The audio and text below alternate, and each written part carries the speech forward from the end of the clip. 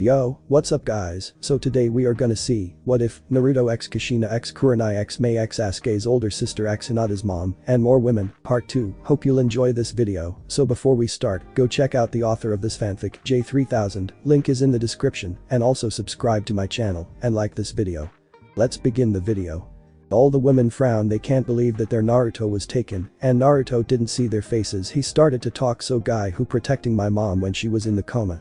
It was me, said Mikoto.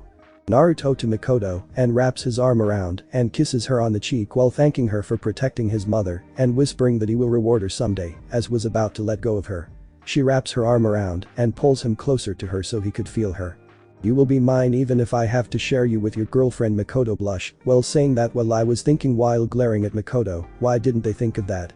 As the night going on, they share how they have been doing through the 2 years. Konoha. It's been 2 weeks since Team 7 passed the bell test, and what they've been doing is D-rank missions. Kakashi, who is part of the team, is only teaching Sasuke while preaching to Sakura about teamwork. The only person he is teaching is Sasuke, while Sakura cheers, and Naruto he trains with Hana and Annika. I found him talking to Naruto over the mic. Roger that. The demon caught the target, hearing Kakashi gritted his teeth. Tower. Now when Naruto appeared in a red flash, it scared the shit out of Sakura. Mission complete, Hokage, said Naruto. Looking at the mission cards, okay, I have another D-rank mission. Sasuke's eye began to twitch. Another D-rank mission. All they have been doing is D-rank missions. No D-rank, something higher, Sasuke demanded. No. Your team is fresh from the academy, so nothing higher, said a nameless. I am the last Uchiha, and I am getting tired of these weak-ass missions. Naruto, hearing this, continued to read his manga while ignoring them. He could care less. Fine, we have a low C-rank mission to escort a bridge builder to Nami. No Kuni, said a getting the gentleman. Naruto lets out a long yawn. Something wrong with Naruto? Asked Hiruzen, wondering where he went. Knowing better, Naruto said, besides your shinobi trying to kill me again. Nope. Smiling, he turns to Kakashi, who is a bit stiff. Payback a bitch, Haddock. When the client enters the room, he looks at the group of shinobi. These guys are protecting me? I don't think the blonde there can even stay awake in a fight, lifting his bottle of sake. You say something, Naruto said, not looking up from his book. Every sweat drop. Never mind, he turns to the Hokage. Hiruzen sighs, then explains to them what the mission is about. They will protect him against any bandits down the road and stay with him until the bridge is finished, which will be a month-long wait. This made Naruto happy. A month away from Konoha. You have 1 hour to prepare for the mission, said Hiruzen, as Naruto leaves in a flash. Sasuke sucks his teeth and looks at Kakashi, telling him to teach him which Kakashi says, nothing. After lots of hugging and kissing from his mom, he went to them and met at the gate. They began to take route towards Nami no Kuni. For Naruto, he is happy that he will be away from Konoha for a month, away from the glares and gossiping, free, sticking his arms up. On the road. Sakura tried to talk to Sasuke while he tried to ignore her. Kakashi is quiet and walking while Tazuna the client is drinking his bottle of sake. Naruto walking notices a puddle on the ground. Weak Jinjutsu. I wonder if the team and Banshee knows about it.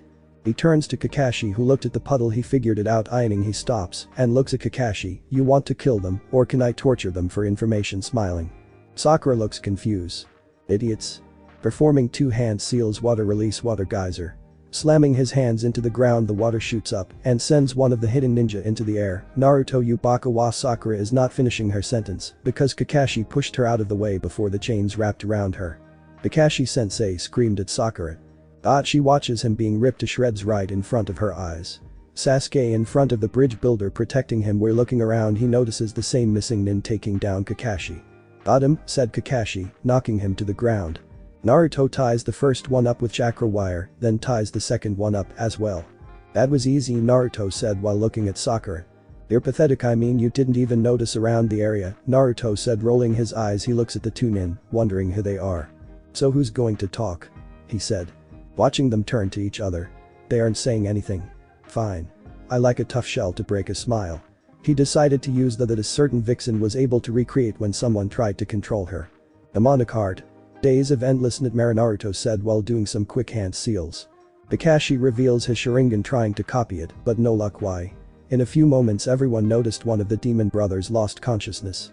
Turning to Tazuna, you left out a lot. Smiling, he turns to Kakashi, telling him everything. Tazuna dropping on his knees, begging them not to abandon him. Please, won't my daughter ever hate Konoha? My grandson already lost a father figure. Please don't, I promise when I finish the bridge I will pay the mission in full. Gato has plagued our country so much he has literally drained every one of their money. Please on his knees. He hopes they won't leave him to die while trying to finish the bridge for his country. Naruto watching the man in front of him begging for help. What do you think about Kurumu? Thinking about what she will do. Kurumu heard everything. Go and help, it's the right thing to do, replied Kurumu. Naruto turned to Kakashi. No way in hell I'm abandoning this mission. It wouldn't look good on my profile, smiling when he turns to Kakashi. Naruto, you say something, as lot up from his book. Kakashi smirking. He finally can't. Naruto with one. Nope, must have been the wind, Naruto replied while reading his book. Couldn't help, read this in another fan fiction. The smirk immediately disappear of his face. Well, that's one person vote, but I say we shouldn't turn to Sakura. She agrees with her sensei. Sasuke on the other hand looks at Naruto's face saying tempt me. I'm in, said Sasuke while Kakashi sighs knowing he won't drop this unless Naruto will.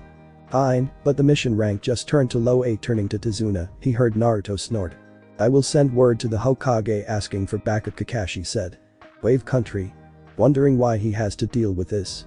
He begins to make his way towards the house. Let's go. Tazuna, maybe you should stay in the middle. Turning to Kakashi, he shrugs his shoulders. All five begin to move. Sasuke hearing Haddock voice, he turns to him, yes, wondering what he wants. When will the bird get to Konoha? Asked Kakashi. Sasuke smiling tells them she already got there within an hour and already got a summons from her telling she gave the scroll to the Hokage. After walking for a while, Naruto heard something in the bush. Throwing a kunai, a white rabbit hops out of the bush. What? Wondering what's going on. He is trying to block Sakura's shrieking voice. Shut up, screaming. He hears something. Get down. Grabbing Sakura, he throws her on the ground hard. Naruto turning back to the whistling sound that was close. Turning to Kakashi, they look at the direction of the blade that Naruto sent. What shocked Naruto? Shocked to see the blade impale on the tree bark. Naruto takes a few steps forward, but Kakashi gets in front of Naruto. I will take care of. Kakashi getting into a stance while Naruto snorted. Well, if it isn't the Hidden Mist's missing nin, Momochi's Zabuza-kun. Kakashi said casually, as if greeting an old friend. He then turned to his students. Everyone, step back. This one's on a whole other level. Against him it will be a little tough unless I do this. He took a hand to his hit it. You appear to be Sharingan no Kakashi. The rogue nin finally spoke. Sorry, but the old man is mine. Sharingan. Sasuke looked at his sensei suspiciously. Surround and protect Tazuna-san. He instructed. Do not enter the fight. That's the teamwork here. Zabuza, first he slowly pulled the headband up, revealing a blood-red eye with 3 tomo around it and a big white scar crossing it. Fight me. Ah. I'm honored. Zabuza said. I already got to see the famous Sharingan. When I was a member of the Hidden Mist's assassination squad, I kept a handbook which included information on you. It said you have copied over 1,000. Naruto-kun, you don't seem surprised, Sakura stated. Did you know about this? Of course, the blonde answered. That's why they call him Sharingan no Kakashi. Now let's end all of the talking. Zabuza cut in. I have to kill the old man. But it seems that I have to beat you first, Kakashi. Using the tree as support, he jumped away with incredible speed, taking his sword with him and reappearing on top of the water, each of his hands forming a seal. Kurigaku no Jutsu. Ninja art. Hidden mist technique. Then he was gone again and the mist started getting thicker. As the genin got ready for the worst, Zabuza's voice echoed through the area. 8 choices: liver, lungs, spine, clavicle, vein, jugular, brain, kidneys, and heart. Which one should I go after? After a couple of minutes of silence, Sasuke broke it, yelling, Sensei, behind you. Right in time for Kakashi to dodge the massive sword, which then vanished into the mist just as it had appeared from it. He felt a presence behind him and was able to create a water clone to be sliced in half instead of him. Don't move. He ordered from behind Zabuza, with a kunai to his neck. It's over. The missing nin, however, laughed and appeared behind Kakashi again. I'm not that easy. Again, Zabuza slashed, much faster than he should have been able to, considering the sword's size, but the masked nin ducked and avoided the blow. Making use of the momentum, the former Mist Ninja stuck his sword on the ground and used it as support to deliver a powerful roundhouse kick to his opponent's chest and launch him towards the water. He then used a shunshin to quickly move behind the still recovering copy nin. Fool. Suru no Jutsu. Water style. Water prison technique. Crap. Kakashi thought. He had no time to react as the water around him rose and enveloped him in a sphere, trapping and slowly drowning him. What made it worse was the fact that the genin had gone back into fighting stances instead of running away. You idiots. He shouted. Run away. Zabuza's way out of your league, you have no chance of winning against him. Suddenly Naruto senses another present behind the bridge builder and quickly unseal a giant sword wrapped in bandage, like kiss him, and stop the other sword man. The sword man looks about Naruto age. He was a min version of Zabuza. When Zabuza saw the sword he started to panic. It can't be that sword. Aoi, whatever you do, don't let that sword cut you, Zabuza yelled. Too late, Naruto was already in front of him and swung his sword at Aoi, but quick reaction, the sword only cut through his hand. As look at his hand, he started to laugh. What worthless sword, Aoi still laughing. Not seeing the smirk on Naruto's face. You fool, I thought I told not to let that sword touch you, Zabuza yelled. Why, it did even cut and saw the sword went through my hand, Aoi replied. But the destroyer, you fool, it doesn't attack the body, it attacked the chakra coil in them, destroying them, yelled Zabuza. Everybody was shocked. They did not there such a strong sword around. The demon keeps getting stronger. I must end him soon though, Kakashi. That fool does deserve so power. I must get that sword so I can kill him though, Sasuke. Where did you get that sword? It is supposed to be locked up in the vault. Wouldn't you like to know, Naruto said while smirking. Flashback 1 year ago. Naruto-kun, we like to introduce you to your Kinjist's teacher Dracula Mihik, known as Hokage Mihik, Takanomi, no Minkume. So this is the brat you've been telling me about, Mihik, as he looked into Naruto's eyes. Yes. Naruto, this man is the world's strongest swordsman, Mei said. Come with me was all he said. He walked away and Naruto followed. 2 years later. Mei office. I think you should give it to him, Mihik said. You think it is him? The sword has to choose its own master and all of best have tried to wield it and fail, even you, Mei replied. Mei is right, are you sure it could kill him? Mai yelled. He just looked at them with his hawk eyes. They knew the answer to their question. The gate. As Naruto was standing at the village gate ready to leave, he saw Mei and Mai with a sword wrapped in bandages. Naruto-kun, this for you, it called the destroyer, Mai said. Flashback end. Suddenly Aoi appear behind Naruto, push his sword through Naruto's chest, then Naruto melt into the ground and Aoi's sword melt with it, Nova clone. Then Aoi was kick into his back, sending him flying into the trees, knocking him out. Then Naruto turned back to Kakashi. Kakashi, you really are worthless. Naruto replied. As he looked at both of them, then run through some hand signs, then both men heard lighting. You wouldn't, he's your teacher, said Zabuza. We can always get another one, Naruto replied. Lighting, release electric heel. As the heels shoot toward the men at lightning speed, forcing Zabuza to release his and Kakashi to dodge. You brat, they both shout. What the hell wrong with you, loser? You almost kill our teacher. And where did you get that sword I wanted? Said Sasuke. Yeah, yelled Sakura. Naruto sent a power kai that knocked them both out. You pay for this, yelled Zabuza. As Naruto and trade and clang sword back and forth for about 5 minutes, Naruto's sword was sent flying out of his hand. Naruto then decided to end this fight and reveal his Sharingan. Not another Onasade to himself. Time to end it, they both said. Water release, water dragon bullet. Nova release, Nova dragon bullet. As the two attack hit both Naruto and Zabuza was sent flying into opposite direction into trees. As Naruto got he started breathe hard, he cries himself. He should not have used the sword, it taken up lots of chakra just to destroy the chakra system in Aoi hand, he hadn't mastered it yet. As he walks over to Zabuza, he saw that Zabuza was trying to get up but could. Looks like you win, brat, but first please tell me your name and who though you how to use a sword, Zabuza. I don't see you not, as you are about to die. My name is Uzumaki Naruto and my teacher is number 1. Zabuza eyes widen and Hawkeye escape his lips, his eyes close. Then Naruto heard chirping birds behind him and able to dodge it, but in his weakened stage part of it catch as he fell to one knee. Now you died, demon, Kakashi said as he charged him again. As Naruto looked on, as his vision begun to get blurry, all he heard was Kaiten, rotation, and Hana was standing in front of him and Kakashi was sent flying. Hana-chan was the last thing he heard as the darkness too over. What do you think you're doing? Kakashi attacking another Konoha ninja is punishable by death, Hana yelled. I don't know what you are talking about. I was just about to attack Zabuza when Naruto jumped out of nowhere in front of me.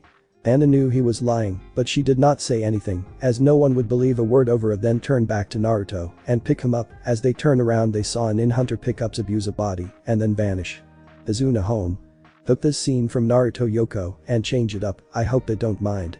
When they appeared at his house, his daughter Tsunami saw Naruto's condition and told Kakashi to place him on the bed upstairs. She went in to clean his wounds, not knowing full well that he doesn't have any wounds. But when she began to undress Naruto, she began to blush, saying how well-toned the boy is. Shaking it off, she begins to take his pants off, but stops, oh my god, as she was sent back with a nosebleed. Hana heard this, the sound of crash, and rush in to get a nosebleeds themselves as they saw Naruto manhood. Downstairs. Sasuke was outside looking at the sword. The only way he can hold the blade is by the sheath, and every time he grabs the handle it burns and cuts him.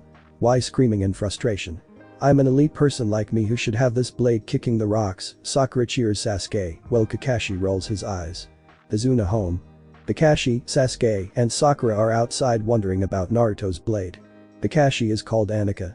When Kakashi saw everyone he raised an eye thinking he wasn't going to get them all.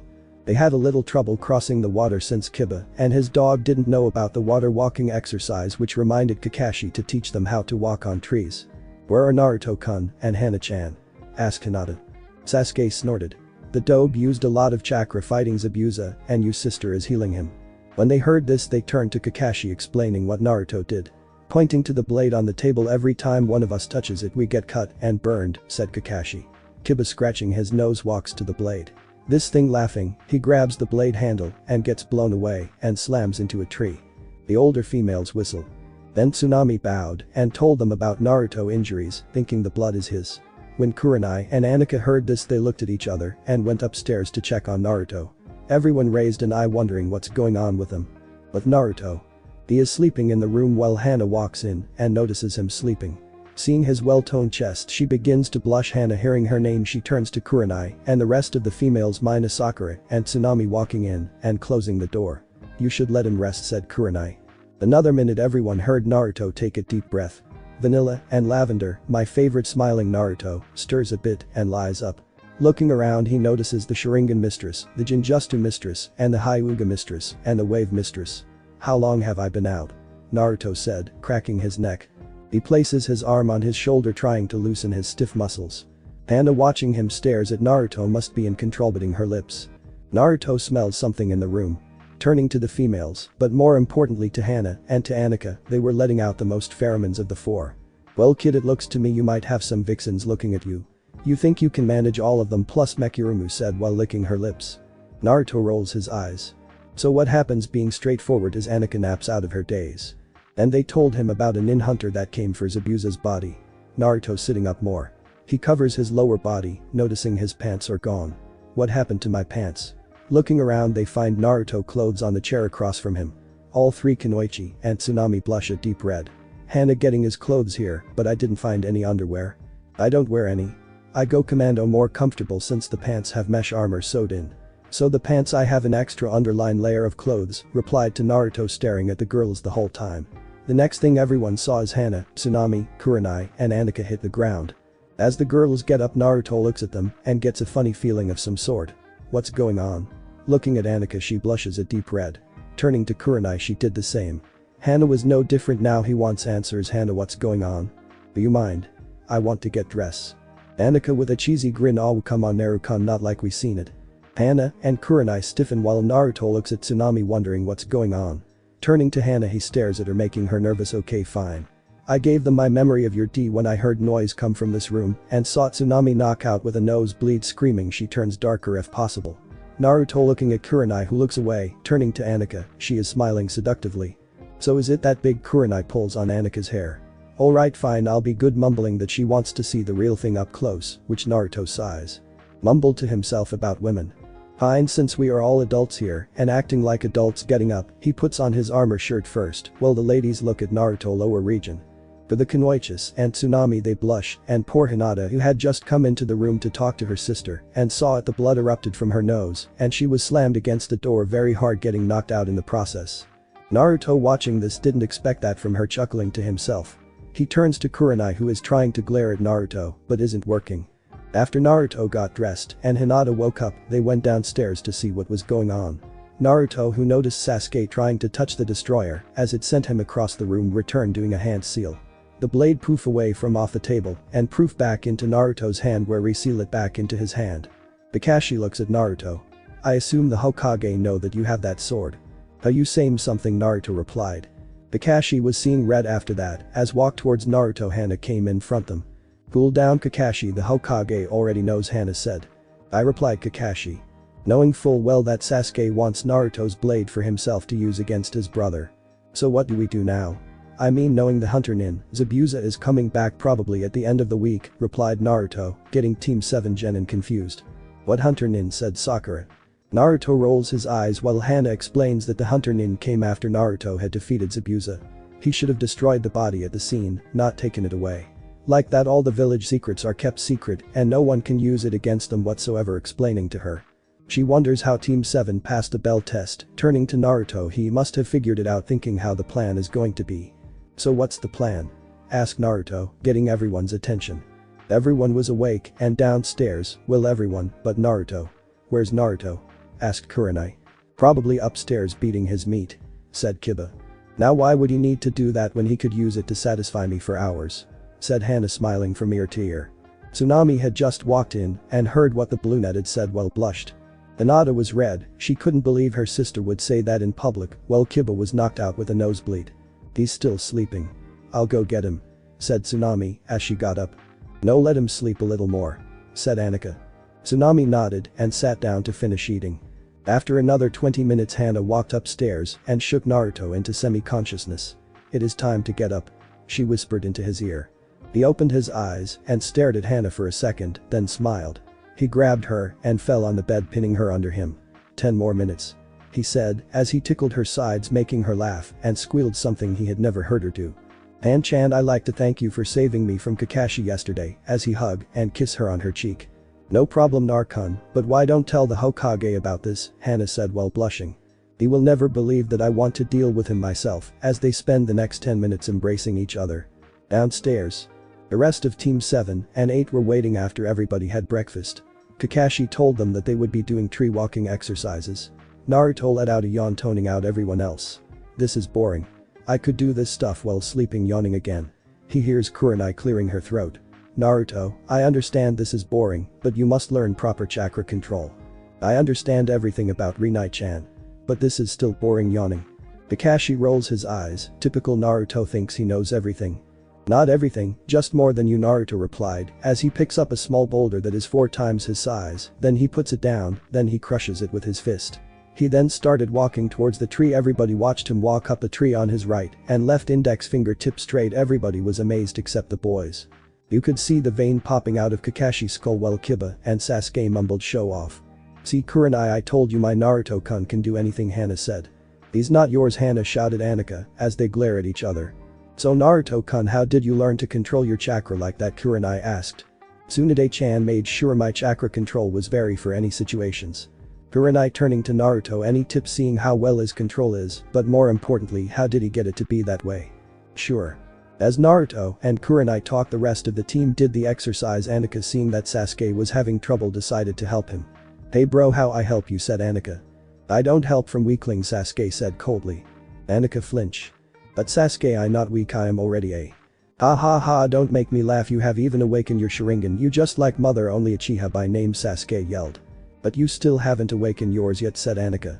"That what you think," as he flashes his Sharingan, surprising everyone. When we met Zabuza, so you see my dear sister, you are weak if you can't activate the Sharingan, you are not my sister, is not my mother." As tears came to Annika's eyes, then she ran away. Suddenly Naruto was in front of Sasuke and his first hit Sasuke in the face, sent him fly into the trees. "How could you say that to your own sister and mother?" yelled Naruto. Kakashi appeared before Sasuke and said, "Sasuke doesn't have to answer, you brat. When we get back to the village I am going to report you to the..." Whatever Naruto said, as vanish. With Annika was crying when Naruto appeared. She walked to him and threw herself at him as she cried in his chest. Naruto did not know what to do to stop her from crying, so he just held her until Hana and the other girl came to help, then he began to walk away. "Naruto," called Kurenai and Hana. Getting his attention, he stopped, then both of them hug him and whisper thank you in his ears. This was why they loved him: kind, caring, and loving when he was with them, but cold and brutal when defending them. 3 hours later, Naruto and the rest of the females walked back to Tezuna's house for lunch. Turning back to them, he noticed they're all exhausted, but smiling. When they got to Tezuna's house, everyone looked at Naruto and the rest of the females. "Where were you guys, and why were guys so tired?" asked Kakashi. "We got lost on the road of life," said Naruto as he walked past him and went into the house as well, was laughing at Kakashi as Naruto pulled Kakashi on Kakashi. 1 week later, the young woman was picking herb in the forest when he saw a young redhead was sleeping in the forest. She recognized as the guy that was fighter master and was about to kill him when the redhead opened his eyes. Naruto, POV. After a long night of training, a young redhead was sleeping when he heard a sound and got up when he saw a young girl in a pink sleeveless yukata with a smile on her face. Normal POV. "Did you wake me up?" the girl said. "No. So while we're sleeping in the forest you could catch a cold. Just training by the way, what are you doing here? Naruto asked the smiling girl.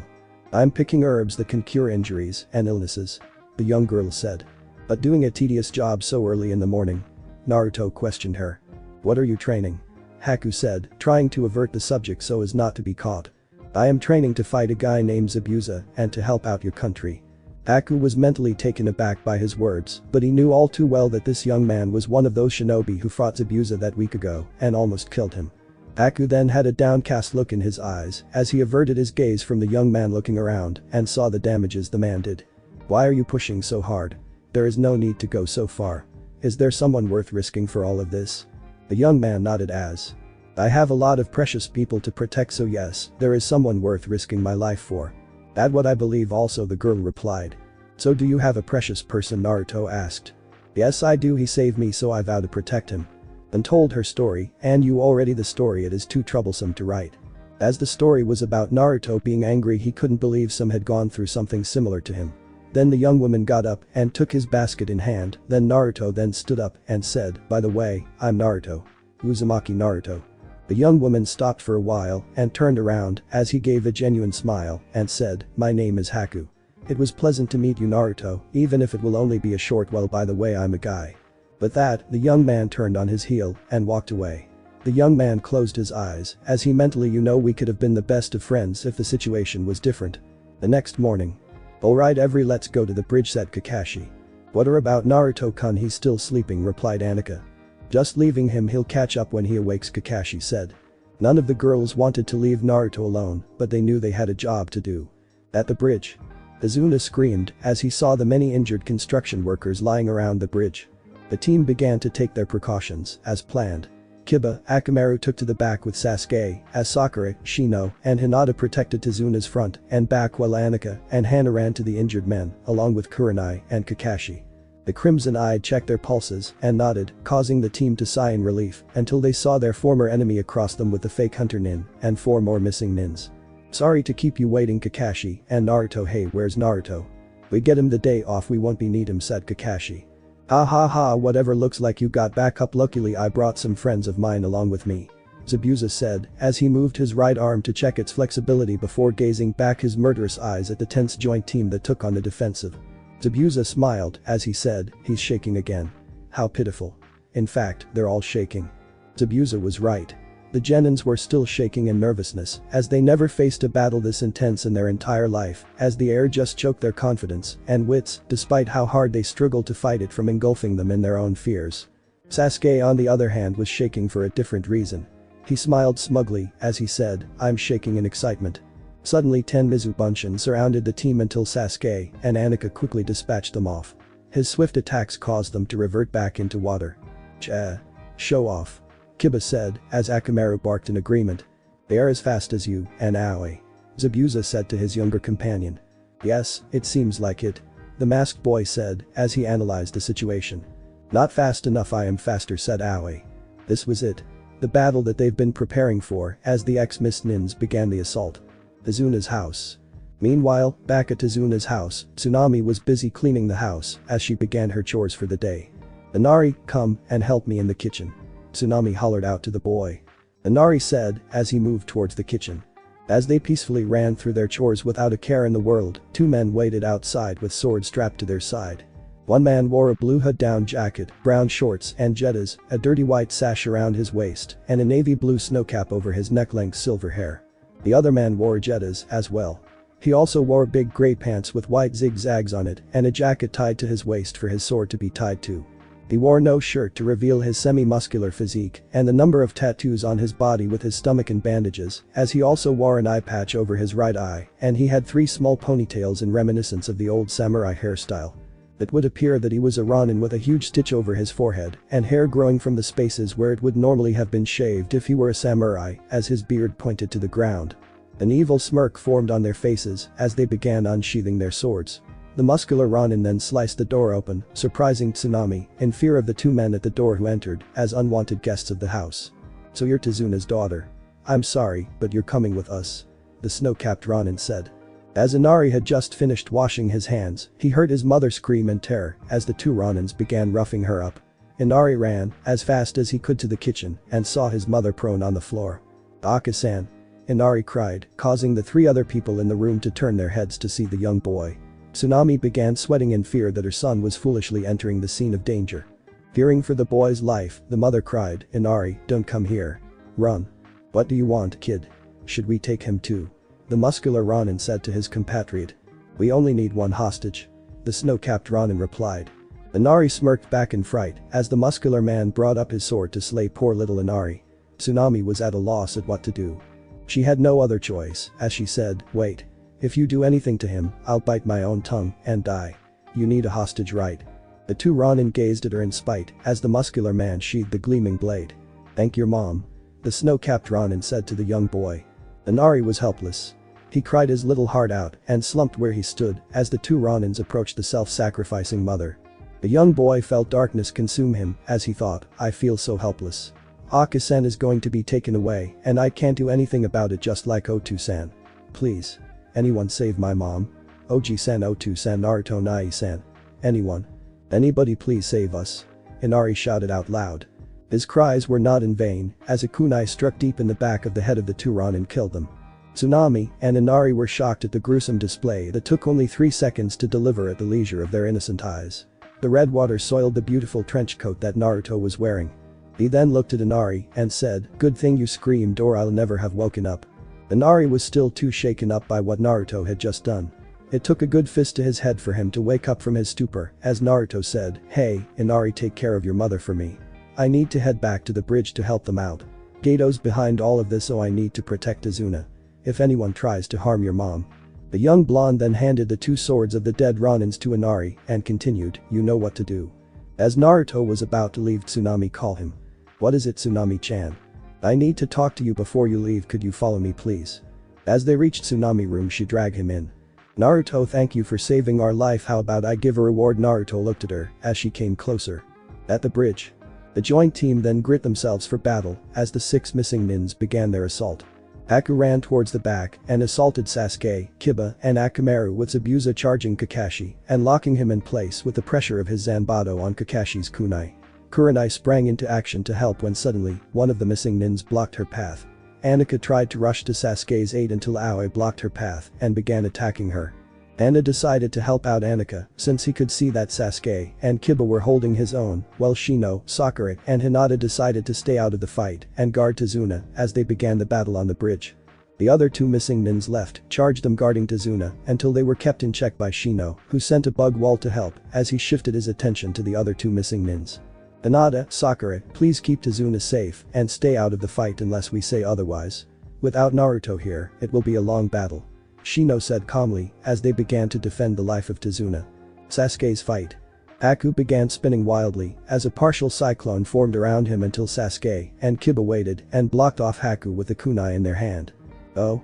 So they are able to catch up to his speed," Zabuza said as he quickly glanced at the deadlock of Sasuke, Kiba and Haku.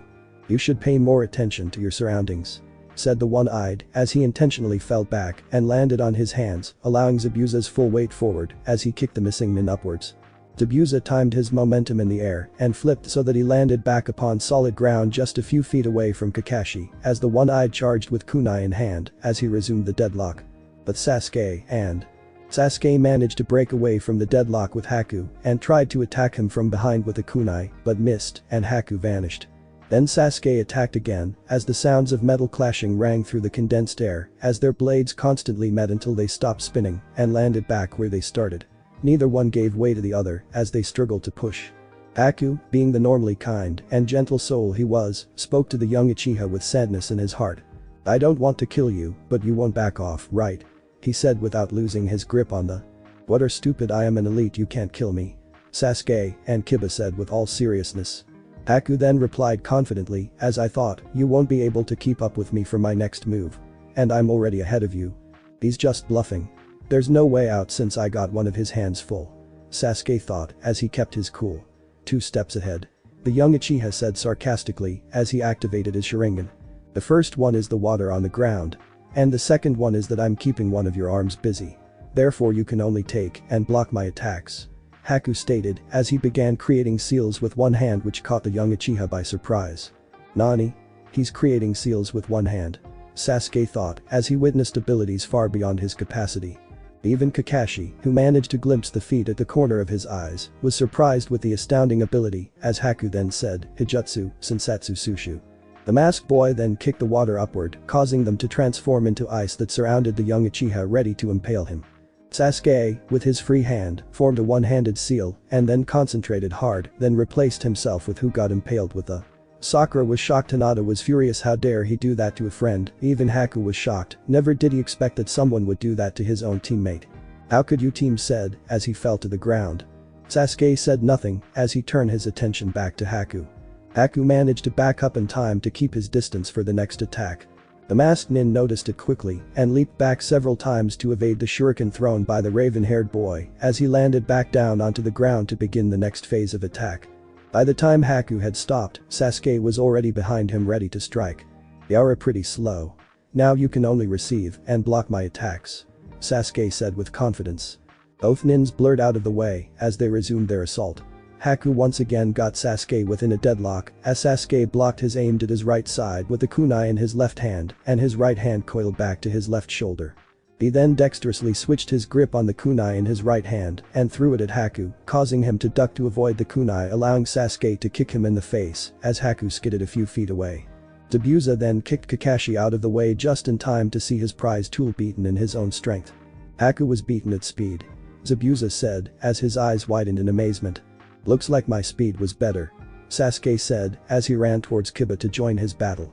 XXXXXXXXXXX. Anika's fight. XXXXXXXXXXX. Aoi began by throwing a shuriken towards Anika, and Hana made hand seals, as he said, "Cage shuriken no." The shurikens then multiplied in number, but Anika evaded all, while Hana used Rotoshanto to deflect them, then Anika run through some of her own fire release. Great fireball, as the fireball shoot at him. "Guzo. I hate bitches, they are so weak I don't even have to use my sword at them," said Aoi, as he water release water wall, as his attack cancels out hers. "Is that all you got?" That suddenly Hana appeared behind him. 8 trigrams 64 palms, she roared. 2 palms. 4 palms. 8 palms. 16 palms. 32 palm. 64 palms. As she finished send Aoi into a tree, his body turned into a water clone. Hana then sent flying by a kick from Aoi. "You almost caught me, you little bitch." Then he run through some hand sign water release great shark bullet and shoot at Hana. Shino's fight. The two missing nins each threw a bottle into the ground and then made hand seals and both shouted, "Mizu Bunshin no Jutsu." The water that spilled on the ground then rose and shaped themselves into clones of the nuns that began to form hand seals, and one shouted, "Suitin, Sugaden." The clone reverted back into water and became pressurized drill heads of water that headed straight for Shino. The bug user then made a wall of bugs that halted most of the attack until an opening in the wall allowed the other Mizu Bunshin to charge straight through and grab Shino and explode like a suicide bomber of water. The nins were surprised that the fallen body of Shino suddenly degenerated into bugs that seeped into the cracks and crevices of the wooden planks of the bridge. "Crafty little runt. Keep close. He's hiding somewhere," the nin said to his comrade as they created more Mizu Bunshin to surround and protect themselves until one of the 9 spotted a shade in the mist and threw a kunai at it until it revealed itself to be bugs in Shino's shape. The kunai then dropped to the floor as the bug sank back into the floor.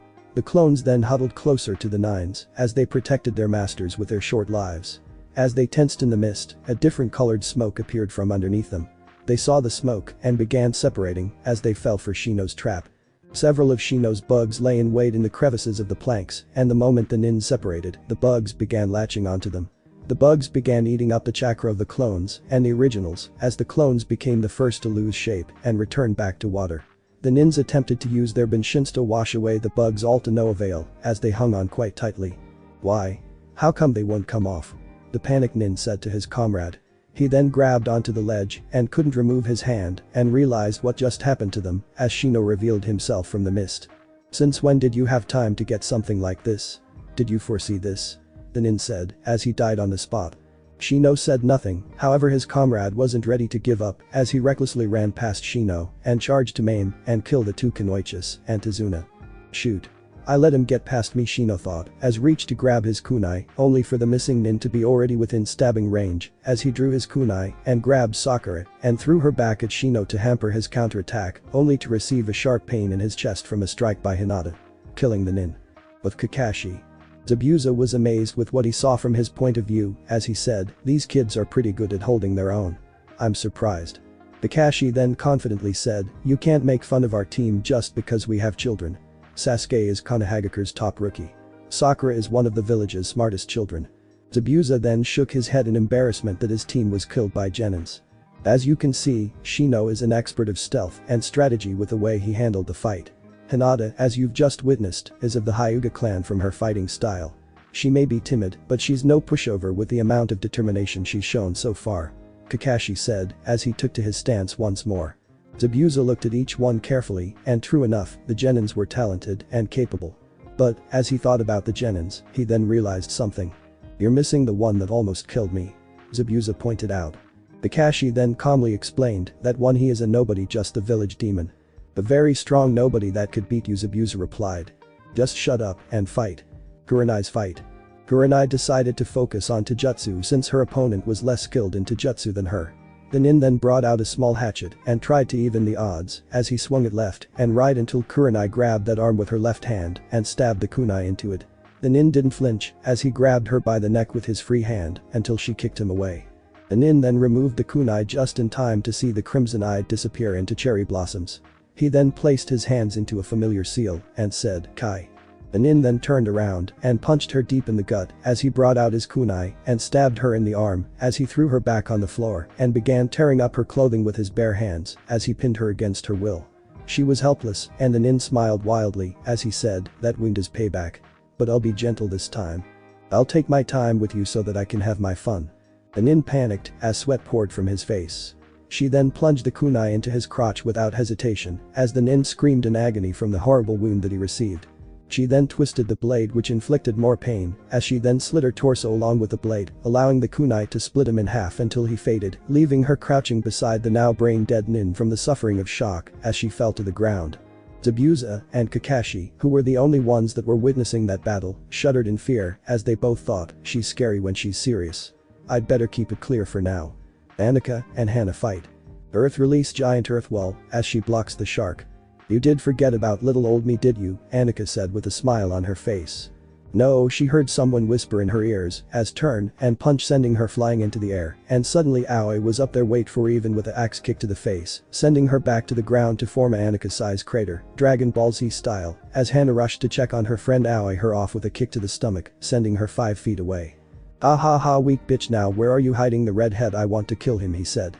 Suddenly both rushed at him, engaging him in a furious taijutsu battle as dodged both of their attack with incredible speed, and then he hit them both in stomach, then to the face, sending them flying, then he run through some hand sign water release great water dragon and giant dragon crash into both of them. As they lay there, Aoi walk over to them. With Kakashi. Zabuza then smirked. "Keep watch on your back, Kakashi. It's disgraceful," he said until the fallen form of Kakashi transformed into water. Then Zabuza created several water dragons. The one-eyed couldn't get close with the water dragons rampaging the bridge. But Sasuke made a weak smile until several lodged on his back. He turned his head to see nothing until he reflexively realized as he saw Haku's foot smash into his face, causing him to skid to the back. "Sasuke-kun." Sakura shouted as Hinata held Sakura back and said, "Sakura-san. Please focus or you may never live to see him again." Sakura looked over to Hinata and realized she was right. Her hands were trembling, saying that she was worried as well, but she knew better than to let her guard down. "It's a shame," Haku stated as he approached Sasuke. The raven-haired boy got up to his feet as he drew his twin once more. He sharpened his gaze at the masked boy as he got into a fighting stance once more with an aura of cold air emanating from him. "That's cold air," Sasuke said as his eyes widened at what he saw. Haku began forming hand seals. As he molded his chakra, ice began forming behind and around the two as they formed into the shape of mirrors that began to surround them in a globe. The jutsu, Makyo Haishu. Sasuke was trapped in the half-globe formation of ice mirrors as Haku entered one and his reflection was seen on all the mirrors. "What is that technique?" Kakashi questioned. Zabuza laughed as he crossed his arms in confidence. "These are mirrors. What is he going to do?" Sasuke said as he found no opening to leap out from. Zabuza then blocked Kakashi from turning to save his student as he said, "I'm your opponent, remember? He's a goner now that Haku has used that technique." Haku then told the young Uchiha, "Let's begin. I will show you my true speed." The masked nin began throwing after it as it grazed the young Uchiha left and right. Sasuke began screaming and grunting from the velocity and sharpness that pierced the young Uchiha's skin. But Hinata. "Sasuke-kun!" Sakura exclaimed as she saw her crush being slowly torn asunder by the needles that cut and pierced the raven-haired boy. Hinata then activated her Byakugan and scanned his body as she slowly took out both of them. "He paralyzed your nerves so you won't be able to fight for the duration of the day. That, and also you were exhausted from the last fight." With Kakashi. Kakashi on the other hand was at a bind as Zabuza said to him, "If you move without thinking, I'll kill the 3 behind you and the rest of your team if they interfere." With Hinata. Sakura could not take it any longer as she mustered her courage and said to the old bridge builder and Hinata, "Tazuna-san, I'm sorry. I'm going to move from here for a minute. Hinata-chan, please look after them for a while." "Sure. Go." Tazuna said. Sakura then took out a kunai from her holster, leaped up into the air and threw it as she said, "Take this." The kunai then headed straight in between the mirrors. The pink-haired girl then thought, "Yosh. It will make it." While the kunai passed through space, Haku did catch it midair from one of the mirrors. Sakura was shocked as she exclaimed, "He caught it." Then Haku appeared behind her, smash her fist against the pink-haired girl knocking her out. Then Haku was about to go over to the bridge builder when he heard chirp birds and run towards Zabuza. Kakashi's fight. Kakashi stood his ground as he heard Sakura screaming Sasuke's name. Zabuza smirked as he said, "It sounds like they're being beaten. It won't take long once Haku uses that technique. After all, he created that all by himself and I can't copy it." Kakashi sharpened his gaze as he replied, "A bloodline limit. So that explains it." As Kakashi racked his mind for a strategy to defeat Zabuza, he realized there was no other choice as he reached for his 8 and said, "I'm sorry, but I'm going to finish this quickly." Zabuza smirked as he replied, "Sharingan. How unoriginal." The Zanbato-wielding nin then reached his left hand into his pocket and quickly dashed to Kakashi as he brought out a kunai in his left hand and lunged it to Kakashi's head as the one-eyed man managed to catch his hand before it reached. However, he wasn't able to lift his 8 because of the attack. Blood began to drip from his right hand that caught the blade on instinct as the red water made droplets on the floor. Kakashi wasn't afraid to get hurt. More so when Zabuza lunged like that at him. The confident bleeding Zabuza looked Zabuza in the eye and said, "Even if you say it's unoriginal, are you still afraid of my Sharingan, Zabuza?" Zabuza countered that question by replying to him, "You're not supposed to show your master technique more than one time to another shinobi." Kakashi then replied, "Be thankful, you're the only one who gets to see this eye more than once. And there will not be a third time." Feeling still confident, Zabuza then said to him, "Even if you can beat me, you can't beat Haku. I've taught him fighting techniques since he was a little boy. I taught him everything I knew." And he proceeded to improve his own techniques. As a result, he was able to produce results in any difficult situation imaginable. He threw away his beliefs in a heart and a life. He is a fighting machine labeled as a shinobi. On top of that, his techniques surpass mine. He has that dreadful ability, the bloodline limit. I got myself an advanced tool. He's different from the scraps you carry. Zabuza then withdrew the kunai from Kakashi's bleeding hand as he backed away a few steps to get into position. Even if scraps attack in numbers, they can't beat Haku. He is the best tool. Zabuza said with a smug grin underneath his bandaged mouth. Kakashi was not amused. The one-eyed then said, "There's nothing more boring than hearing someone brag. Let's begin." With that, he lifted his 8 revealing his Sharingan. Zabuza smirked at his luck. His removal of his 8 over his left eye. He listened well as Zabuza continued. "I've been eager to copy what you said. Let me tell you that the same technique won't work against me twice, right?" The Zanbato-wielding nin said in mockery to Kakashi. Zabuza then made a hand seal and said his trademark jutsu, Kirigakure no Jutsu. Mist began to engulf the surroundings even further, causing Zabuza to disappear from sight. "What is this super thick fog? The visibility is almost down to 0. Tazuna said as visibility dropped drastically. Thinking on her feet, Hinata then said, "Tazuna-san, stick close to me. Zabuza is probably using this mist to conceal his movements.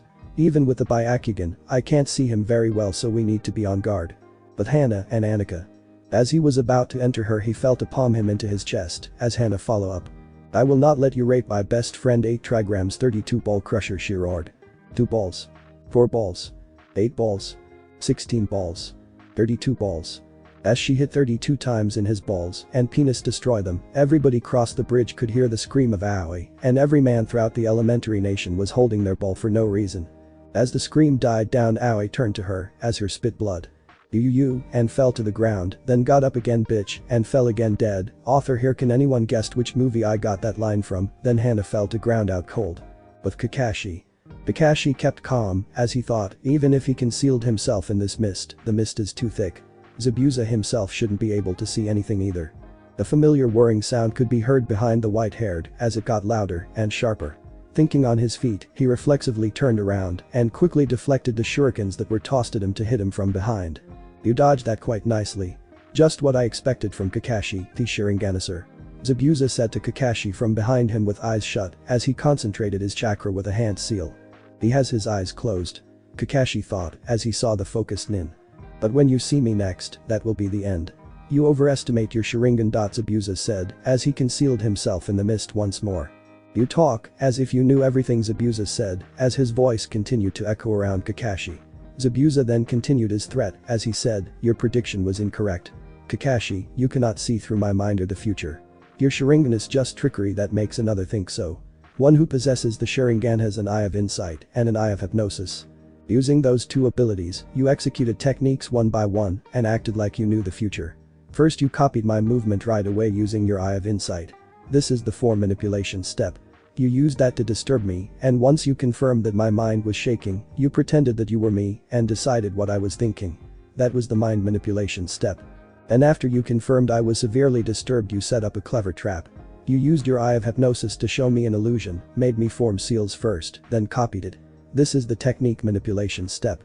Kakashi was amazed and panicked at the detailed analysis he made of the Sharingan, as Zabuza then said, since that is the case, the solution is easy. First, I conceal myself in this heavy fog and render your eye of insight useless. Kakashi leaped out of the way just in time to avoid a deep sword wound from Zabuza. Kuzo, I can't guard myself in time. Kakashi thought as he got back on his feet with his kunai drawn. Then I close my eyes and kill the possibility that you will use your eye of hypnosis in close combat. Zabuza stated. Why? That makes you blind too. Kakashi said, stating the obvious. Have you forgotten? I am a master of silent killing. I can locate a target with just sound. Zabuza said, causing the white-haired to pale in realization of how vulnerable his situation was. He fought with himself first in order to focus on finding a way to Zabuza. The white-haired sighed as he thought, Kuzo. It's been a long time since I had to fight in such a bad situation. I'm worried about Sasuke and Sakura, but focus on Kakashi. Be calm. Think. Where will he strike? Like lightning, the answer flashed in his mind. Kakashi then took out a scroll from his front pocket and unraveled it as he laid it out on the floor and rubbed his thumb on his wound and then onto the scroll as he made hand seals and said, Kuchiyus, Doten, Tsuga no Jutsu. He then placed his right hand upon the scroll and soon Zabuza cried in pain as the mist cleared, revealing his position in front of them with several dogs biting down hard on him to keep him in place. But how? Zabuza questioned. The answer is simple. My blood was on your sword. Those are trained to sniff out their target, in which case is my blood that also was on your sword. I really don't have time to explain, but I will use my only original technique on you, so pay attention, since it will be your last. Kakashi then blurred through many hand seals which astonished both Zabuza and the rest of the team, including marveled at the speed he was performing the hand seals. The moment Kakashi finished the last hand seal, he then held his right hand close to his chest and supported it with his left as lightning began forming around his hand. My only original. Rikiri, Kakashi said before charging at breakneck speed and thrusting his electrically charged hand into Zabuza's chest. Time seemed to stop for the team, as did Haku, who was able to see what was going to happen. He was helpless and could not reach there in time to help his mentor except watch his untimely demise before the arm went through the man's chest. Haku's eyes widened as tears began to fall from them. Zabuza coughed out blood as the weight of the red water tore the bandages on his mouth. Zabuza felt another pang in his heart as he saw the sad expression on Haku's face. As he was about to say something, heard a laughing. It seems like the demon has been defeated. Gato, Zabuza said as he said with hundreds of men behind him. Haku looked at Gato coldly as he asked him, what is the meaning of this? We had a little change in plans. I'm glad that one of you nearly has less work to take care of. Gato said as he approached the down body of Zabuza and placed his foot on it. Haku's blood began to boil as Gato gave him a good kick as he said, worthless piece of scum should die like the dogs they are. In the end, it's the master who gets the meat, not the dog sent to fetch it. As the cruel man snickered and his mob of thugs laughed, Naruto suddenly appeared before them, shocking them. "Where have you been?" Kakashi yelled at him, but Naruto did not answer him. "You must be Gato," said Naruto in a cold voice. "So what if I am Brat?" Naruto said nothing as he unsealed a sword that looks like Hawkeye from One Piece, but it has red blade instead of black.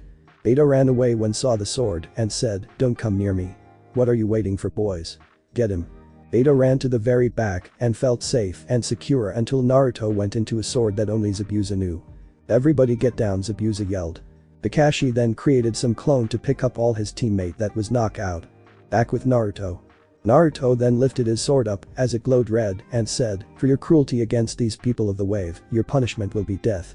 May Kami-sama have mercy on your soul." As Naruto swung his sword horizontally, he said, "World's strongest clash." Then great explosion rocked the bridge, killing Gato and his men. As the smoke cleared, Naruto was down to one knee, then Kakashi heard Zabuza said, "So that did I finally see it." "What is that?" Kakashi asked. "That is the strongest attack a swordman can use. Only one has ever been able to use it until now. He was number one." "You mean Hawkeye?" Kakashi said in a shocked voice. Zabuza nodded his head. "But how did Naruto learn such a strong move?" "Haha, why don't you ask him yourself?" "I think I will," as he walked towards Naruto. Kurenai, Hana and Aniko woke to see the destruction around them, was wondering what happened until they saw Naruto. They rushed toward him, cutting of Kakashi. But Zabuza. As Haku arrived with the last of his strength, the dying nin then said, "Shinobi are tools of war and destruction. But before we are shinobi, we are human first. We cannot completely change that fact. That smile on your face proves it, as well as those tears from your eyes. I'm sorry I couldn't show you the right path in life. But please live so you can find the path yourself." But that his eyes closed forever. The nin died with a sad smile on his face as Haku stared into Zabuza's lifeless eyes. Tiba, Sasuke and Sakura woke to hear what Zabuza had said. It was a sad moment as Kurenai then said to her team, "What Zabuza said about shinobis is true. But what he said about us being human first is also true. This is the life we chose to live in. This is the life we will face every day, where death is a part of our job." Hinata then went closer to Haku and stared at the corpse of the nin as she said, "He really cared about you despite how cold he was to you." He said. "I know what he said. I read his lips. He was a cold man. But he also was a caring one, even though he was a monster. He even got mad at me when I told him that I met Naruto in the forest and the offer he made me. But he also looked out for my welfare and cried at times. He wasn't perfect, but he was the closest family I ever had aside from my mother and father. And just like them, he withered away." Naruto then placed his left hand on Haku's shoulder, "And I am sorry. It's not your fault, that just life. We may be free from Gato's tyranny, but we need to finish this bridge," Tazuna said to the team. "Sorry about the bridge, old man. How about I help you rebuild it?" Naruto said. Tazuna smiled as he said, "Don't worry about it. Guys are heroes of the wave. You need rest and relaxation as well as medical attention. We'll take the super jobs from here," Naruto exclaimed as the rest of the team sweat dropped. "After all that fighting, he still has the stamina to leap around like that?" Haku asked the team. Hana then replied to him, "Naruto-kun is always energetic. I can't wait to get him in my bed." Sister was heard throughout the bridge coming from an embarrassed Hinata. She could believe to say that in front of everybody. But that, Haku took Zabuza's body and left for the burial, while the rest of the team trudged back home for some well-deserved rest as they retired for the night to recuperate and help out with the work for the bridge's completion the following days. A month later. The bridge was finally completed and everyone was at the gate as their saviors were leaving. The village thanked them for their help as they called them up one by one to thank them by the new leader of Wave Country, Tsunami. As it was Naruto's turn, there was lots of screaming for him, especially from the ladies. "Naruto, we love you," screamed the ladies. "We want to have your baby," screamed the ladies. As the ninja left, everybody was complaining about what to name the bridge. "How about the Great Kakashi Bridge?" said one of the villagers. Everybody just looked at him and started to laugh. He's so ashamed that he didn't say anything for the rest of the day. Of Konoha Ninja. As they rest for the night, Kakashi and Sasuke try to question Naruto about his ability and swords while secretly wanting to learn the jutsu used to kill Gato's men themselves after finding out that it was a Kage rank. He just leveled them with a glare at their attitude and shrugged them off, which only caused them to bother him more until he Kawarimi Ed with 2 clones to get away from him. Konoha Gate. As they reached the gate, they were stopped by the gate guards by order of the Hokage. The teams looked confused and with begrudging remarks waited at the gate until several Anbu officers showed up and finally answered the unanimous question everyone wanted answered. "Uzumaki, Naruto, please come with us to Hokage-sama's office. "The council wishes to speak with you and Hokage-sama," said a tiger-masked Anbu. "I'll only go with you if Nico-chan is with you," said Naruto. The teams and Kakashi just looked at him with questioning looks. But upon seeing the annoyance on his face, guessed it was news to them as well. "You will come with me, right, demon?" said the tiger Anbu. As he was about to attack, a fist caught him, sending him flying into the trees. It was from a purple hair Anbu wearing a Nico mask. "I'm right here, Naruto-kun," said Nico as she took his hand, then they vanish in a red flash. Kakashi and Hana spoke to their team and Haku quickly before dismissing the teams and leaving them to go their separate ways. Kakashi the sunshine away, hoping to have a word with Sarutobi before the meeting happened. Hokage Tower. As they reach the Hokage, does Naruto stop? "What's wrong, Naruto-kun?" Nico asked. An aged voice called out from within his office as Nico put her mask back on. Then the rest of the Anbu arrived. "Hokage-sama, we have retrieved Uzumaki Naruto, as you've requested once they returned from their mission in waves," the Nico mask Anbu stated in her work voice.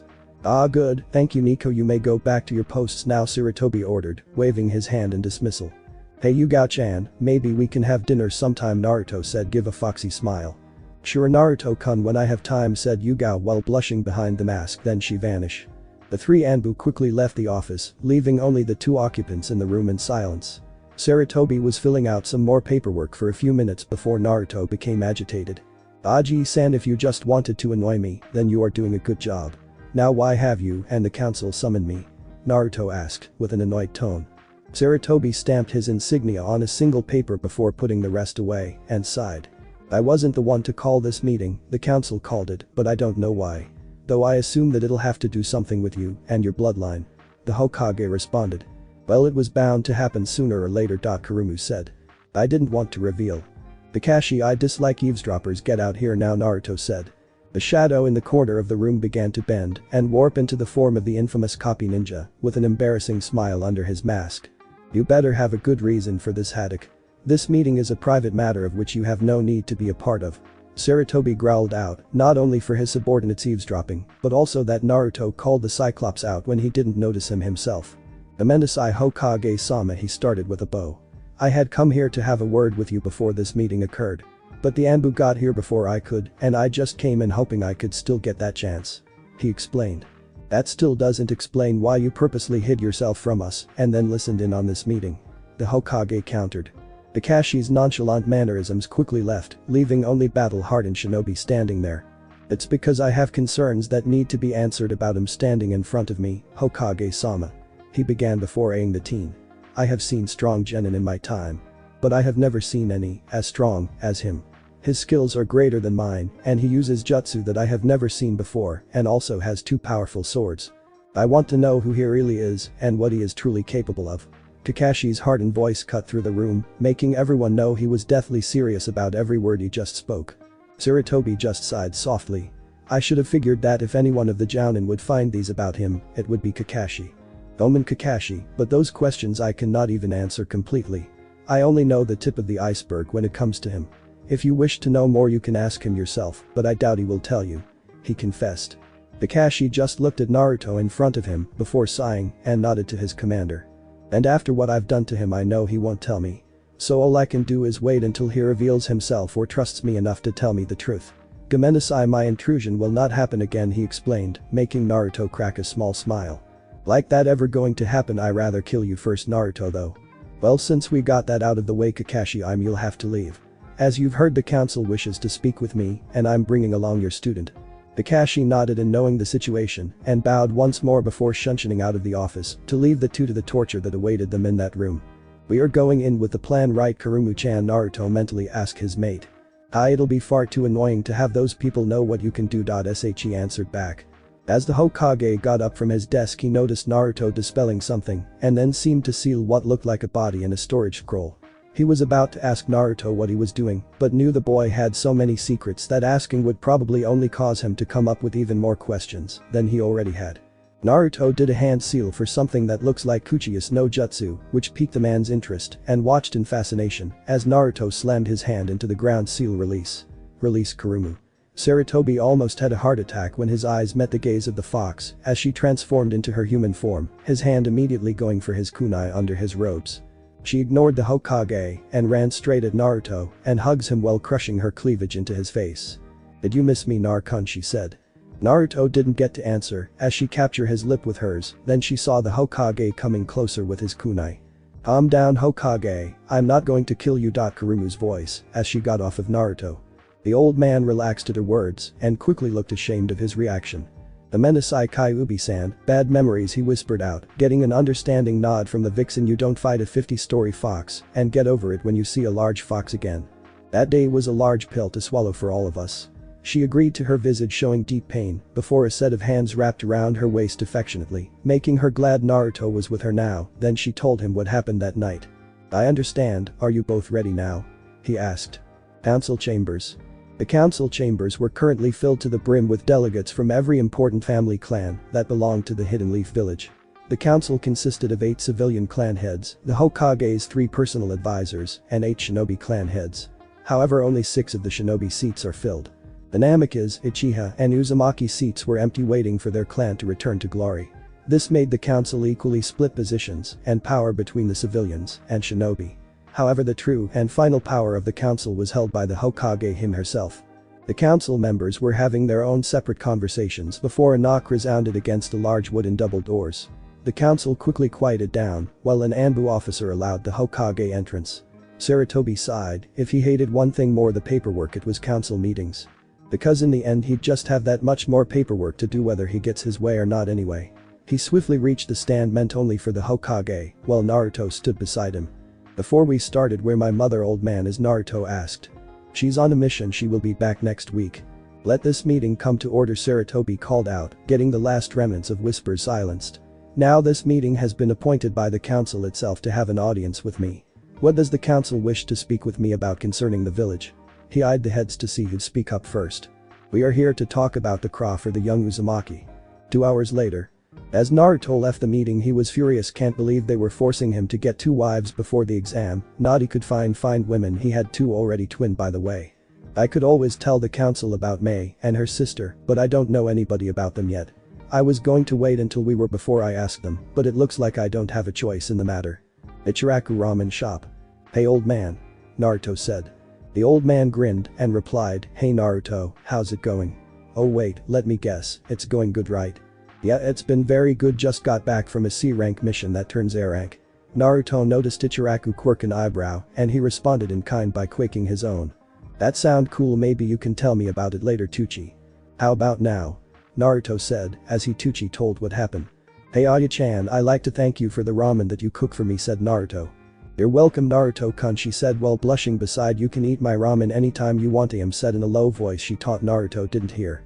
2 weeks later. Naruto was walking to his house. As he reached in, he was surrounded by 5 Anbu wear mask. As Naruto was about to attack. Naruto stop. He turns around to see his mother. Mom, what's going on? Naruto replied. It is a surprise for you. These are some ladies who want to be with you, but can't at the moment. You have to wait until the exam is over, but you have to guess who they are first, Kushina said as she led Naruto over to a chair in the middle of the room and put him to sit on it as she blindfolded him. Naruto-kun, they are going to give you a hint one by one for you to guess who they are, Kushina said. Okay mom, Naruto replied. First up is Sloth, Kushina said. Tower. Kakashi had been summoned to the Hokage room, wondering what's going on. Yes, Lord Hokage. Bowing. Hiruzen takes the pipe from his mouth. I have a mission for Sasuke. Kakashi hearing this raises an eye. I want Naruto Uzumaki to watch, and I want you to give Sasuke and Sakura extra training. Kakashi nodded, but one thing bothered him. Why? Asked Kakashi. Hiruzen explaining that he doesn't trust Naruto, and in case if anything they could take him out. Kakashi nods. I will start teaching Sasuke's Kenjutsu and more powerful jutsu. I'm sure he would be able to take him out, asked Kakashi. Hiruzen looks at him saying he will fix the rounds after indeed. But the Hyuga elders are asking me to make a match with Neji and Hinata. Knowing them, they will tell him to kill her. Kakashi on the other hand hearing this raises an eye.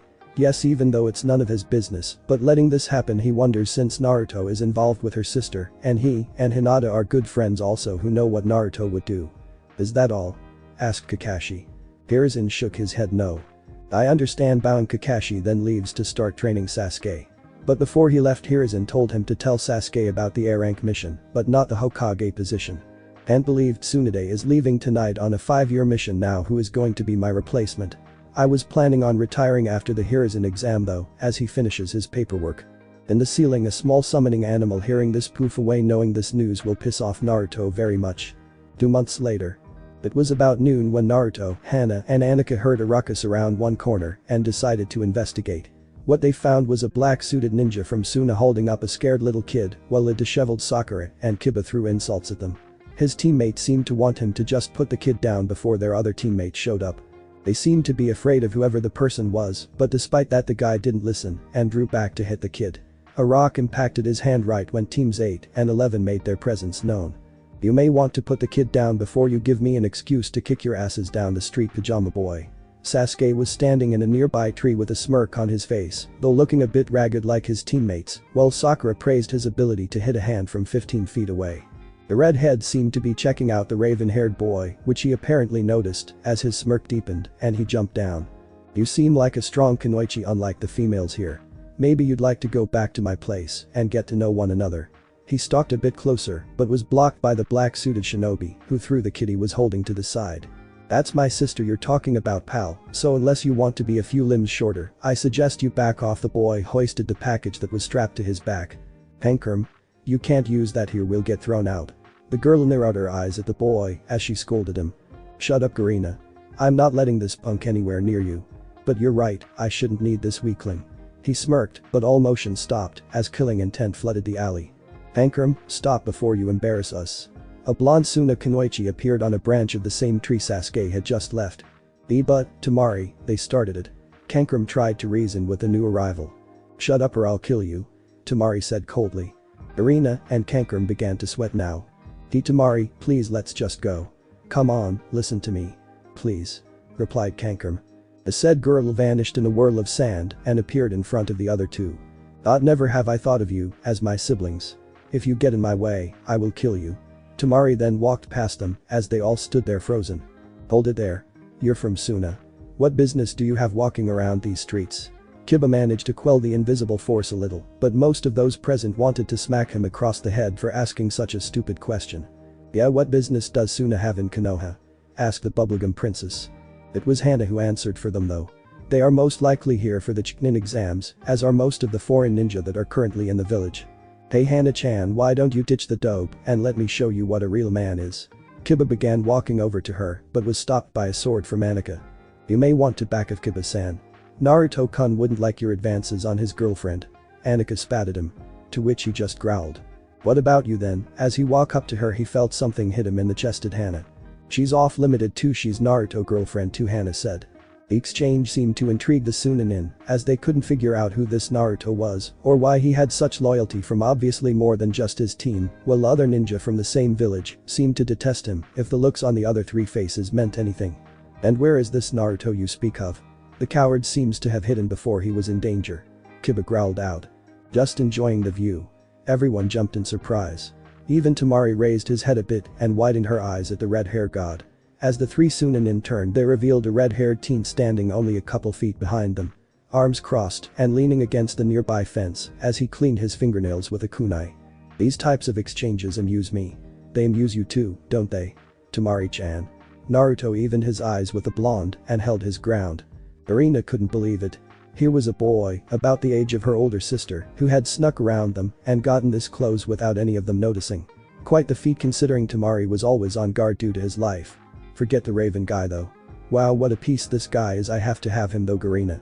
Wow, he looks strong, hot, and I feel like he is like me. I want him to be mine. Maybe if I'm lucky my mother won't let me kill him. Then all I have to do is get him to see I'm twice the woman his little girlfriend is. Tamari was brought out of her daze by mother. You little flesh bag, what are you think doing? He is the nine-tailed brat, of course. You are going kill to prove our existence, shouted the one-tail. But why mother, if he is just like me why should I kill him, asked Tamari.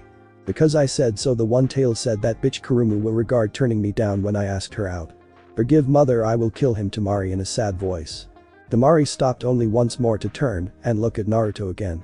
Naruto-san, you are like me. I look forward to killing you. A simple comment, but one that sent shivers down the Sunin's spines and dashed Garina's hopes. What are you doing? Kill him now, yelled the one-tail. Tamari snapped out of her daze and called forth her san to crush him, but Naruto was already gone.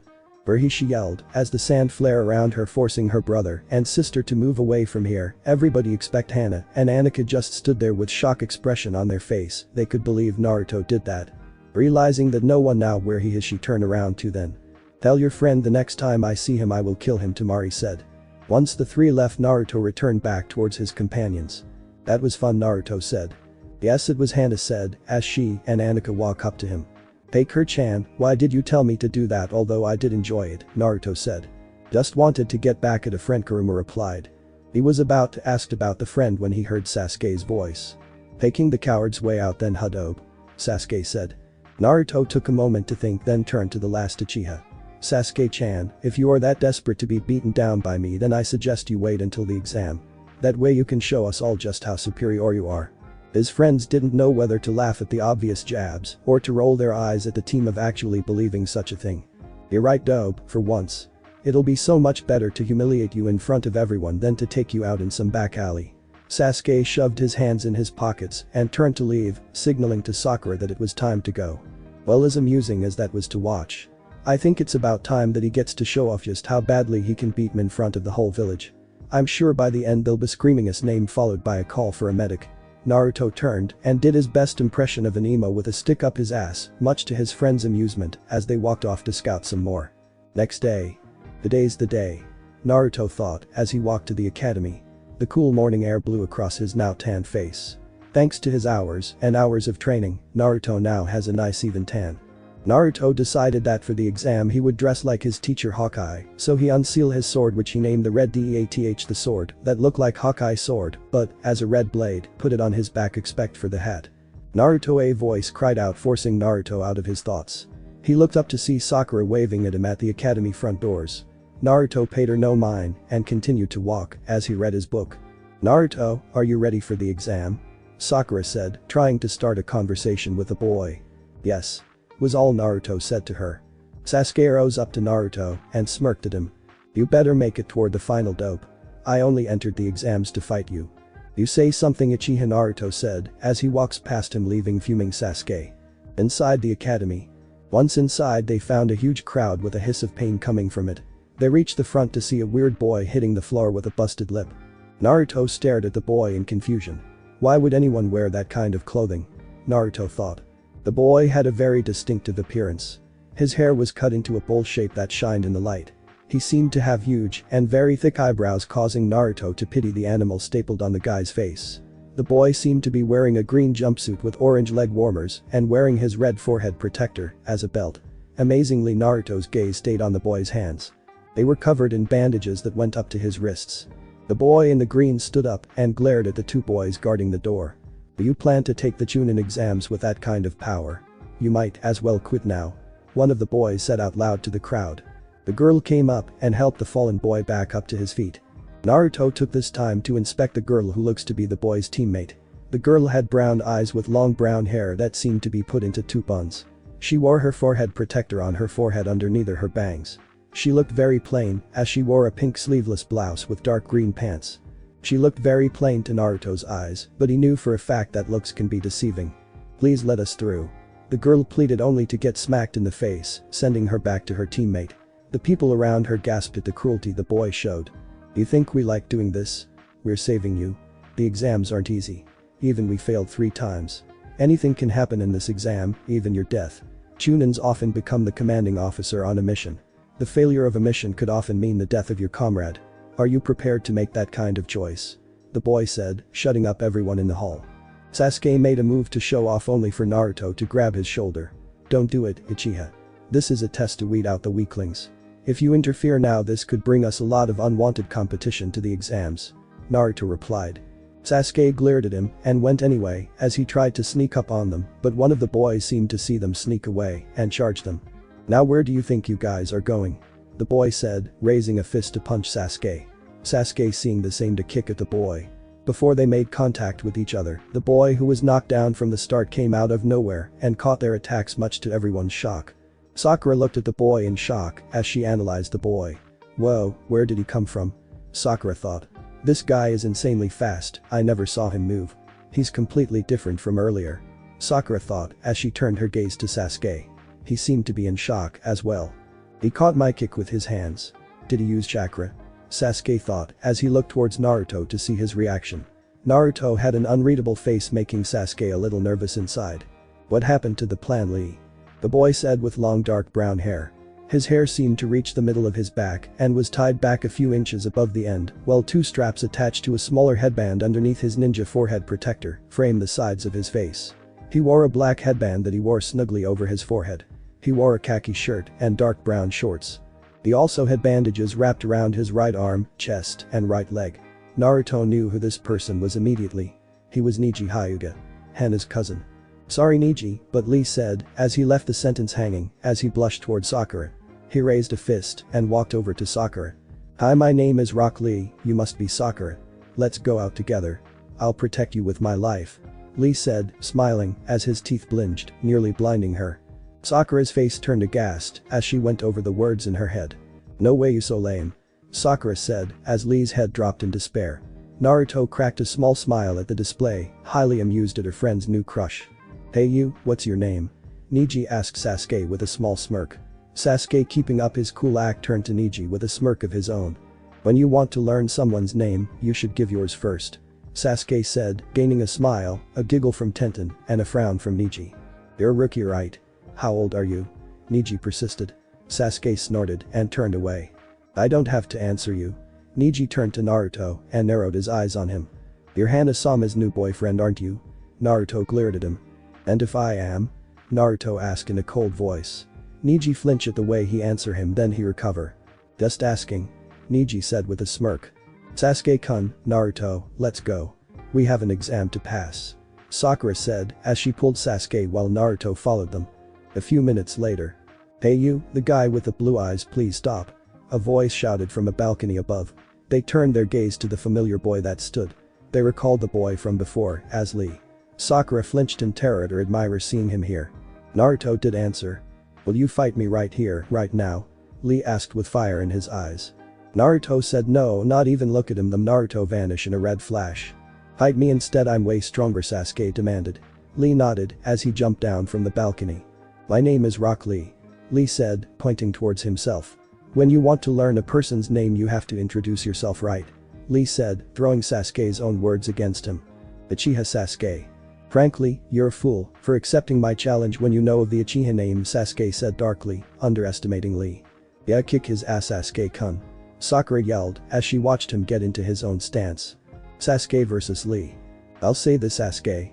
You cannot defeat me because, as it stands, right now I am the strongest of all the geniuses of Konoha. Lee said as Sasuke narrowed his eyes at that statement. He stopped my kick with his hand before. That wasn't human. I don't know what kind of ninjutsu he used, but I'm about to find out. Sasuke thought as he stared down Lee. Sounds fun, let's do it. Said Sasuke. Wait, Sasuke-kun. Sakura yelled out. We only have 15 minutes to get to the exam. Sasuke nodded and charged Lee. He's coming. I'm sorry, Guy-sensei. I may have to break your rules. I may need to use that move. Lee thought before he blurred away. Leaf spinning wind.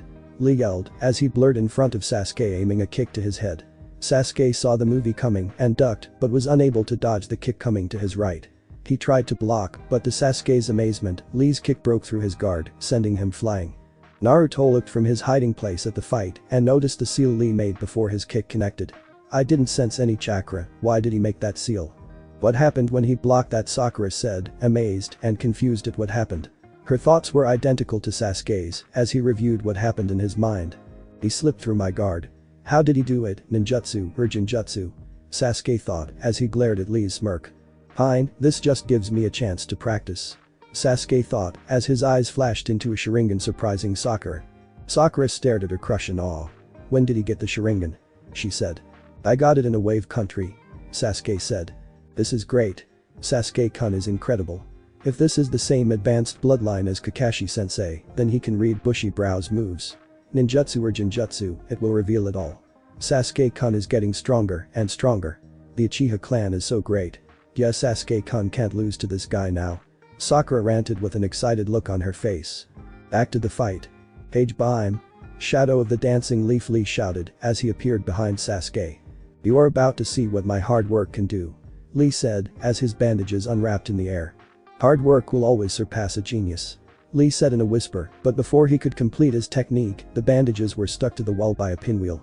That's enough, Lee, a voice shouted, as Lee rebounded to get to the voice.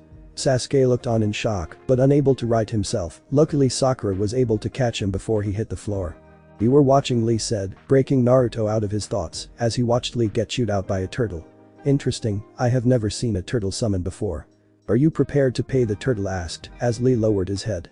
"Alright then, here comes Guy-sensei," the turtle yelled, as a burst of smoke erupted from on top of the turtle's shell. A man appeared above the shell in a very strange pose. The man was very tall and had very thick eyebrows. In fact, he looked like an adult version of Lee. The only thing that was different was the standard Konoha flak jacket that was unzipped. "Well, it seems you guys are the epitome of youth," he said, sending off all kinds of alarms in their head. "Lee?" Guy said, making Lee turn to him only for him to get a punch in the face, as everyone gasped in shock. "What the hell?" Sakura yelled at the action. "Lee," Guy started, as Lee gazed at him in tears. "Guy-sensei," Lee said, only to jump into the older clone's arms. "That's enough, Lee, you don't need to say it," Guy said, as Lee screamed into his chest. Sasuke looked on in shock and anger. His eyes were twitching in annoyance. "I lost to him. Yes. This is what youth is all about. It's alright, Lee. Youth and mistakes go together," Guy said, as Lee cleared his eyes of tears. "You're too nice, sensei. But you did start a fight and almost broke my rules. Your punishment will take place after the Chunin exams," Guy said, getting a yes sir from Lee. "You will do 500 laps around our practice field on my fingers," Guy said, going back into a pose. "Hi," Lee said, saluting to the elder clone. Sasuke thought together. "What the hell is up with them?" Sakura thought. This was quite amusing. Naruto thought, as he watched both of their antics from his hiding spot. Guy turned his gaze to the group. Sakura flinched as he inched closer to Sasuke. "These kids are Kakashi's, where's the other one?" "Hey. How are Kakashi doing?" Guy asked them to look toward the man. "Do you know him?" Sasuke asked Guy to chuckle. Guy smirked as he disappeared from their eyes, catching everyone off guard. "People refer to Kakashi and I as eternal rivals." Guy's voice responded behind them. "But 50 wins and 49 loses, I'm stronger than Kakashi," Guy said, shocking Team 7. "No way, he's so fast. His speed is above Kakashi. Is he even human?" Sasuke thought in shock. He knew Kakashi was insanely strong. To meet someone besides the Hokage who's stronger than him was an eye-opener. "You can come out now," Guy said, while everybody was wondered who he was talking to. As Naruto came out of Lee's shadow, surprising everybody, even Guy hadn't expected Naruto to be that close to them. "You must be Kakashi's other students," Guy said. "No, I not, I just on his team. I can't wait to see how you and Lee do in these exams. I can see that your flames of youth shine brightly." With that said, Guy disappeared in a puff of smoke. Lee nodded at his mentor as he turned his gaze toward Sasuke. "Sasuke-kun, I'll say one more thing before we go our separate ways. The truth is, I came here to test my abilities. The truth of the matter is that I lied before. I am not the strongest of the Leaf Genins, on my team however is. I've entered the exams to defeat him. Niji Hyuga, and, as of now, you are also my targets," Lee said, earning a snort from Naruto. "The strongest of the Leaf Genins is not Niji. He is only a prick with a stick up his ass," Naruto said, turning and laying an intimidating glare on Lee. "I am the strongest of the Leaf Genins," Naruto said with a smirk. "What are you talking about, dope?" "I am the strongest," Sasuke said, narrowing his eyes at Naruto. Naruto said nothing and walked away. Once they reached the door, they noticed Kakashi standing in front of the door. "So you all came. Now you can properly take the exams," Kakashi said as he shut his book and got off the wall. "What do you mean, Kakashi-sensei?" Sakura asked as she looked toward her one-eyed sensei. "The truth is that this test can only be taken by teams of 3, Kakashi said. "If that's true, what would have happened if only 2 of us had shown up?" said Sasuke. "Then none of you would have been allowed to take the exam," Kakashi replied. "I'm proud of all of you though. You all came here on your own to grow stronger. I'm as proud as I can be." Not even looking at Naruto. "Now go," Kakashi said with an eye smile. Then they walked through the doors.